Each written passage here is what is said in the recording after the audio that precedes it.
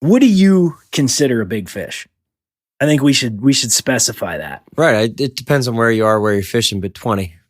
We call them whiskeys, right? 20's, Yep. 20's our mark. And, 18's fantastic. And some rivers some rivers really only, the top tier fish or the top class of fish is at upper teens. And man, you could fish for 5 years and not catch 20. Oh my gosh, yeah. For us, 20 is big, and 24 is a namer. Here's Matt Grobe, the guy who started the term namer.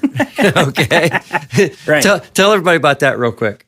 Yeah, so I think that fish, and I'm not even kidding you, that fish I caught on that sulfur, yeah, I don't care what anybody says. You're not catching a ton of 2-foot fish. Right.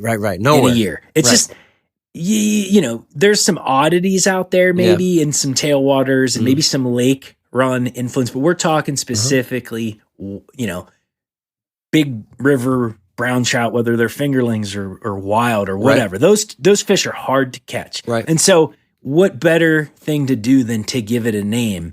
And so Pat was like, man, where did you catch that? On Facebook or something. And I'm like, you mean Hog Johnson? So that was the first namer. His name was Hog Johnson. Who's Hog Johnson? I remember Hog. I remember that picture. You kind of had it up by your face. Oh, yeah. That was one of my favorite looks for a while. I was like, I'm going to try to duplicate that. It's held up real high. I mean, super big grin. And I'm like, who Hog Johnson is, Pat? Yeah. That butter brown, or you saw that big nasty brown trout, and that's when we start. I'm like, you got to name your 2-footers, man. Dude, and that's why it's not a 2-footer, it's a namer.